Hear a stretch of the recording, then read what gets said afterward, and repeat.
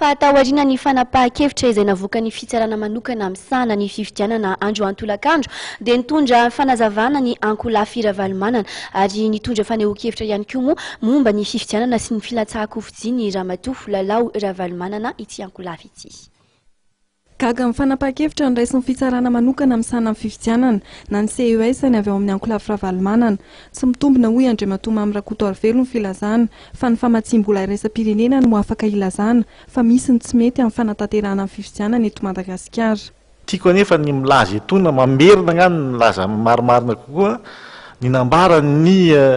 masovoan'ny vondrona Europeana eto amintsika tamin'ny herinandro lasa teo ny laza izy fa tsy hoe tsy misy izany fanapahana ny famatsim-bola momba ny fifidianana izany fa heverindry ireo fotsiny hoe mety isy zany raha ohatra ka mbola tsy manaraka ny toromarika avy any amin'ny SADC sy ny Union Africaine isika malagasy. Ny dikan'izay mbola tsy tonga amin'izany velively mihitsy ny vondrona Europeana amin'izany fanapahana ny famatsim-bola izany ka zay ohatra ny mahagaga hoe ny FFM ve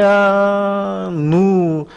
tsy mahafantatra ny zavatra tena mitranga eto amin'ny tany sy ny firenena ka manjary mangataka zavatra tsy mifanaraka amin'ny zava-misy marina izay mitranga eto amin'ny tany sy ny firenena. Fa ao anatin'izay fifidianana izay ihany dia no amafisina Andriamatoa Mamy Rakotoarivelo fa tsy tokony hampitoviana amin'ny filatsahan-kofidiana ho an'Andriamatoa Andry Rajoelina izay voasazy ny vondrona Afrikana sy Ramatoa Lalao Ravalomanana izay mizaka ny zoam-pirenena malagasy. Tsy mianaiky ihany koa ny fanemorana amin'ny fifidianana ny Ankolafy Ravalomanana.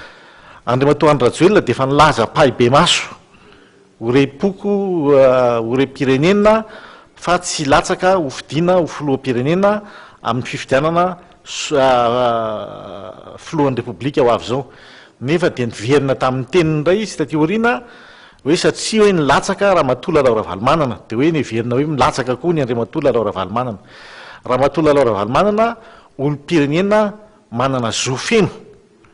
ilatsaka amin'izany fifidianana izany. Tsy nisy fanagadrana nahazo azy, tsy nisy fitoriana any amin'ny tribunal nahazo azy, tsy nisy zavatra hoe nanalana ny antsoina hoe droit civique zay citoyen ny izany ramatoa izany dikan'izany mahagaga anay ihany ny ampitoviana ny kahana Andriamatoa Rajoelina zay raha azo lazaina dia mbola nisy sakana anankiray navoaka ny vondrona Afrikana mombany hoe ndray tsikombakomba tamin'ny fanaovana fakana fahefana ankeriny tamin'ny alalan'ny coup d'état zany tamin'ny taona 2024. Mikasika indray ny mety hoe fanemorana ny datim-pifidianana dia tiana ny Mouvance Ravalomanana ho lazaina eto fa hoe efa tapaka fanondrony io zavatra io efa tapaka fa hoe amin'ny 4 ny volana Jolay ny fifidianana filohan'ny Repoblika ka tsy hitanay indray ny anemorana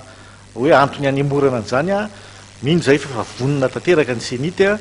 fa misy an'io problema politika kely io moa zany tsy maintsy mbola ho alamina fa raha aminay Mouvance Ravalomanana dia tsy tokony hisy fanemorana mihitsy ny datim-pifidianana ary zay dia manohana tanteraka ny fikambanam-be iraisam-pirenena mikasika ny filazana hoe tsy tokony hahemotra ny datim-pifidianana. Raha mahakasika kosa ireo kandida izay tsy mbola nametra-pialana dia nambaran'ity mpitariky ny Ankolafy Ravalomanana ity fa mamarina ny firenena mankany fanjakana baroa ny fihetsika toy izany.